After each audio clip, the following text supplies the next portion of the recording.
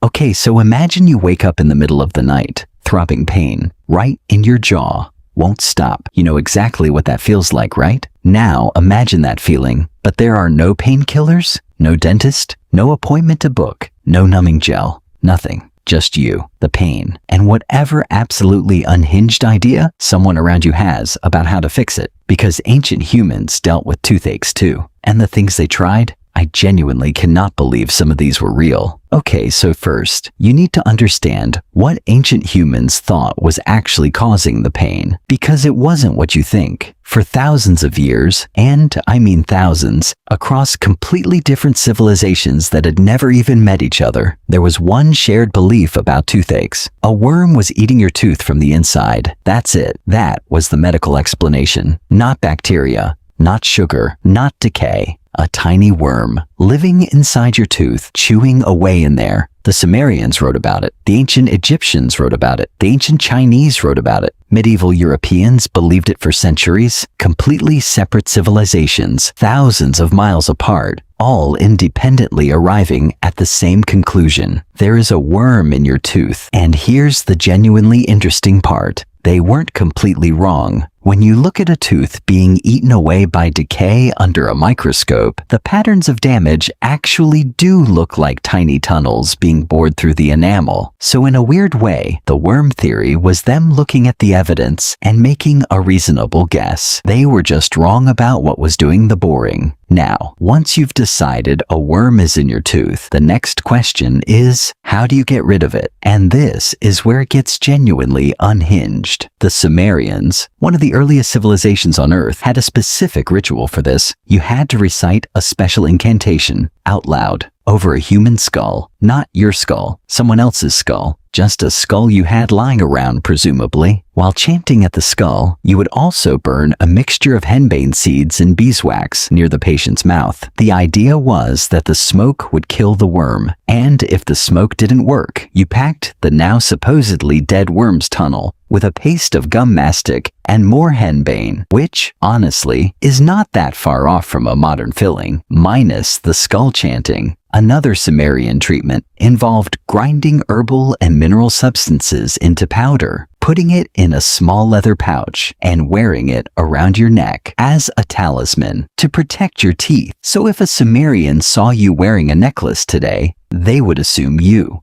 had dental problems. But here's where the story gets actually incredible, because while people were chanting at skulls and burning things near their mouths, someone somewhere was trying something completely different, something that actually worked. In 2015, researchers examined a 14,000-year-old tooth found in northern Italy. 14,000 years old, and when they looked at it under a scanning electron microscope, they found something astonishing. Someone had scraped the inside of that tooth carefully, deliberately, using a sharp flint tool. They had identified a rotting cavity, and they had tried to clean it out. No anesthetic, no numbing agent, no nothing. Just someone sitting there while another person scraped the inside of their rotting tooth with a piece of sharpened rock 14,000 years ago. And we know it was done while the person was alive because of the specific pattern of the marks left behind. This is the oldest known dental procedure in human history, and honestly, respect, because I would not sit still for that. Now that was 14,000 years ago. Fast forward to about 9,000 years ago in what is now United States.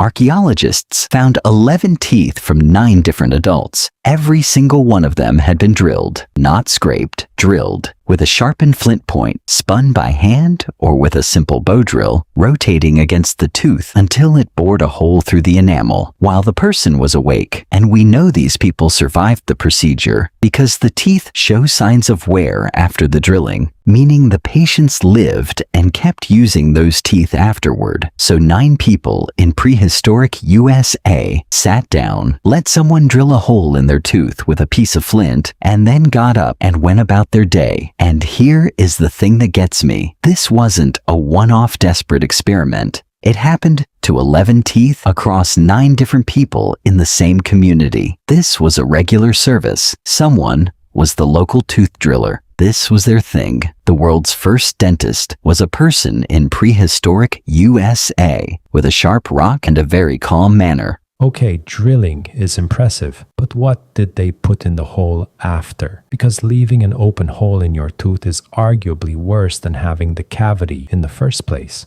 In Slovenia, researchers found a tooth from about 6,500 years ago. A young man, a cracked tooth, and inside that crack, beeswax. Someone had melted beeswax and poured it into the crack to seal it. The world's first filling made of beeswax, and it actually makes sense. Beeswax is antibacterial. It's watertight. It would have sealed the exposed nerve from air and food. It wouldn't have lasted forever, but would have given significant relief. So 6,500 years ago, someone figured out that if you seal the problem, you stop the pain without any understanding of bacteria, nerves, or dentistry. Just logic and beeswax. Okay, now we're going to talk about the other stuff, because not everyone had a flint drilling friend nearby. The ancient Chinese wrapped tiny pieces of parchment around painful teeth. The parchment had prayers and incantations written on them. So the idea was that the words written on the paper, pressed directly against the tooth, would communicate the message to whatever was causing the pain. Tooth receives prayer. Tooth stops hurting. Simple. Medieval Europeans had a remedy that involved boiling dogs' teeth in wine and using it as a mouth rinse. Dogs' teeth in wine boiled. And then you just swish that around in your mouth and hope for the best. Another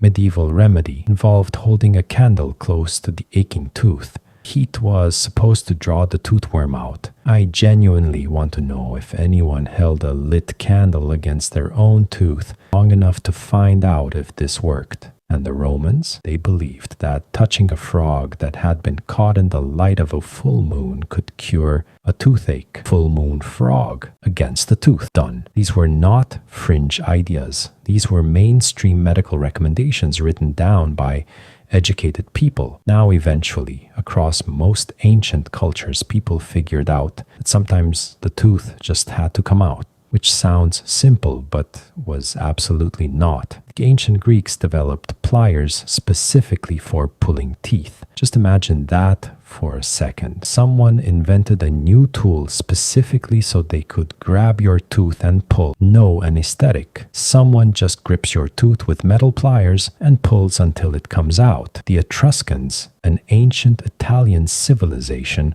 were actually remarkably advanced for their time. By around 700 BC, they were carving false teeth from the teeth of other animals and constructing partial bridges strong enough for people to chew with. So, 2,700 years ago, you could lose a tooth and get it replaced with an animal tooth mounted in a gold bridge, which is simultaneously very impressive and also deeply unsettling. And here's a genuinely shocking fact that nobody tells you. For most of human prehistory, toothaches were actually quite rare. Hunter-gatherers had incredibly healthy teeth because their diet was mostly meat, nuts, roots, and berries. Very low sugar, very abrasive food that naturally cleaned the teeth. It was only after humans invented farming, after we started eating bread and grain, and eventually sugar, that tooth decay exploded.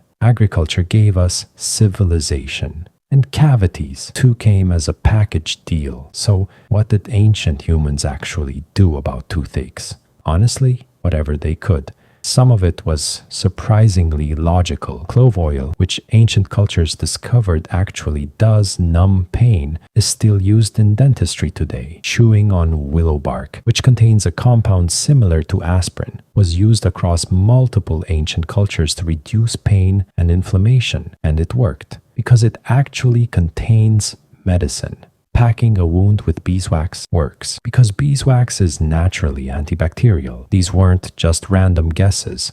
A lot of ancient dental knowledge came from thousands of years of people trying things, noticing what helped and passing it on. But some of it was also deeply unhinged. Skull chanting, full moon frogs, dog's teeth wine, and here's the part that should make you feel genuinely grateful for being alive right now. For the vast majority of human history, A bad toothache could literally kill you. Untreated infections in the mouth spread to the jaw, then the skull, then the brain. People died from toothaches regularly. A modern person with a severe tooth infection takes antibiotics for a week and it's gone. An ancient human with the same infection would light a candle, hold it to their tooth, try to melt the worm out, say a prayer to the available god, and hope for the best. And if none of that worked, they just had to wait and suffer and hope it got better on its own. Subscribe to Revelox, because next time you complain about going to the dentist, remember, the alternative was a guy with a sharp rock and no concept of pain relief.